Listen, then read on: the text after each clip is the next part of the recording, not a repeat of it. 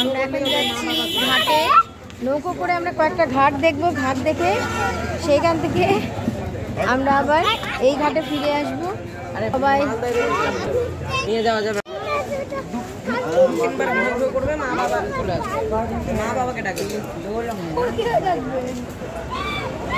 যে সামনে দেখতে পাচ্ছেন, সামনে গিয়েই আমাদের এখানে ঘাট পাবো। দশাশ্বমেধ ঘাটটা আমাদের সামনে, এই ঘাটে সন্ধ্যা আরতি হবে।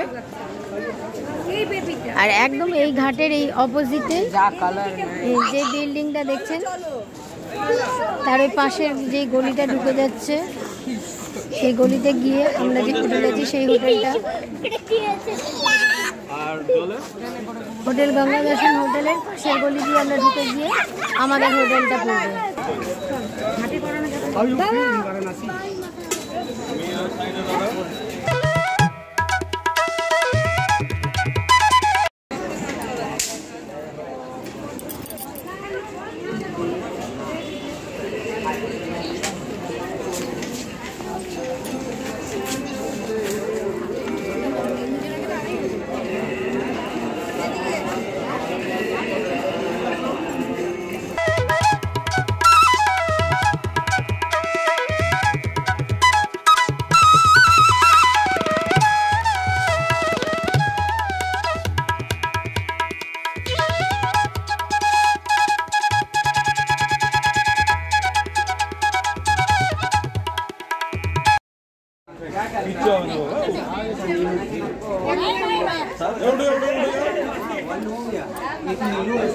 আমি যেতে পারবো?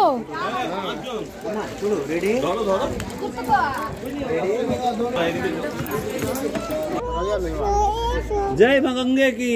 বাবা নৈনিতালে গিয়ে তোমার ছেলের কি ভয় মনে আছে? এখনো ভয় পাচ্ছিল, ঠান্ডা করা হলো, কাউন্সিলিং করা হলো। না, ও 10 মিনিট কাউন্সিলিং করছে।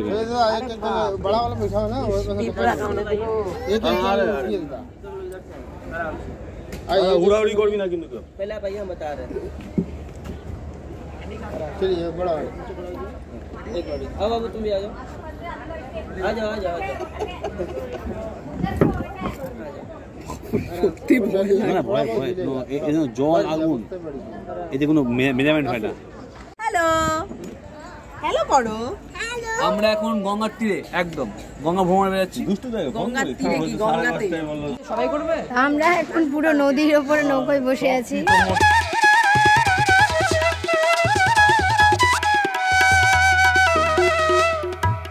আরে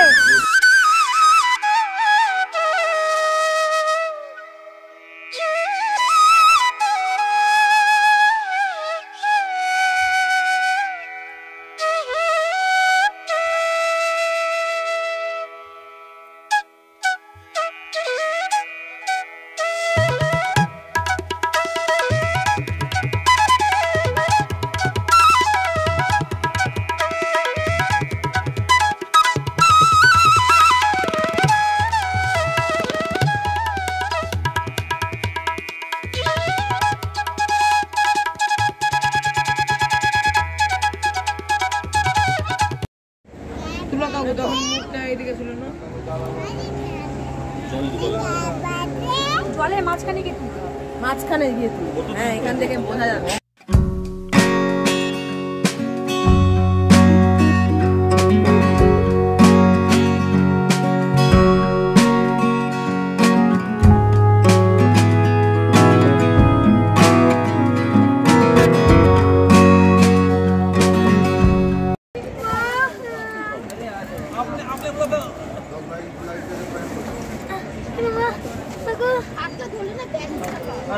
कोई दिक्कत नहीं है।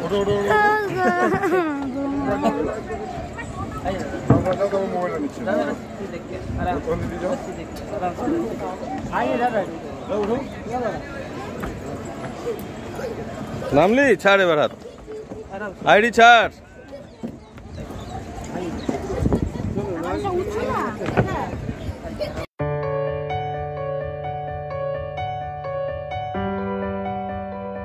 নৌকাগুলির একটি ব্যবস্থাপনা আমার বড়ই অদ্ভুত লেগেছে, সেটি হচ্ছে বড়দের লাইফ জ্যাকেট নিয়ে বাচ্চাদের পড়ানো হচ্ছিল। সেখানে বাচ্চাদের আলাদাভাবে কোনো লাইফ জ্যাকেট ছিল না এবং ওনাদের কাছে সাফিসিয়েন্ট লাইফ জ্যাকেটের অভাব ছিল, কারণ আমার হাজবেন্ড এবং তার এক বন্ধু এখানে লাইফ জ্যাকেট না থাকার জন্য ওনারা পড়তে পারেনি। তো এই দিকগুলি যদি এখানকার যারা নৌকার মালিক আছেন বা যারা চালাচ্ছেন তারা যদি একটু খেয়াল করেন তাহলে আমার মতে খুব ভালো হয়।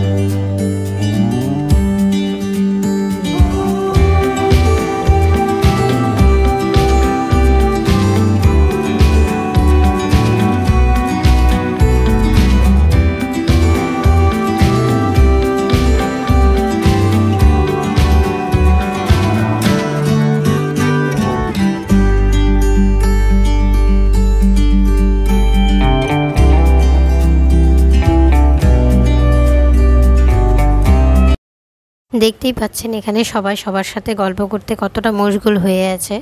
এখানে আমরাও সবাই একসাথেই গল্প করছিলাম এবং মজা নিচ্ছিলাম। গঙ্গায় এইভাবে নৌকায় ভেসে যাওয়া এবং তার সাথে এত গল্প সত্যি খুব আনন্দ দিচ্ছিল এবং এই আনন্দটি ভোলার নয়। এবং যেতে যেতে আমি সেখানে আরেকটি কাজ করছিলাম আপনাদের সবার জন্য, এমনকি আমার জন্য, এখানকার বিভিন্ন সব ঘাটের ছবি এবং সুন্দর সুন্দর স্থাপত্য ভাস্কর্য যেগুলি ঘাটের বিভিন্ন বিল্ডিংগুলির গায়ে খোদাই করে আঁকা ছিল সেগুলির ছবি তুলতে।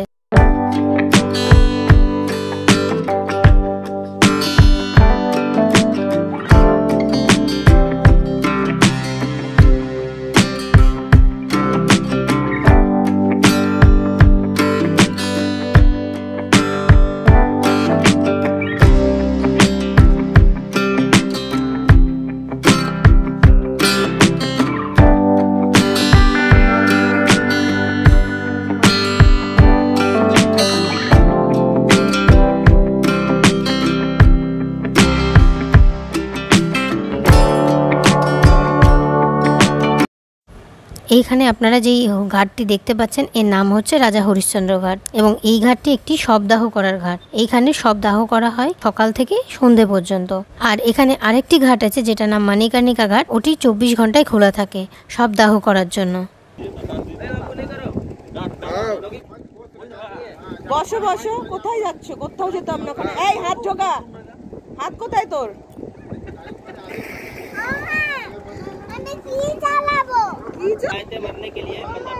দাঁড়াও দাঁড়াও, বলছে শুনতে দাও।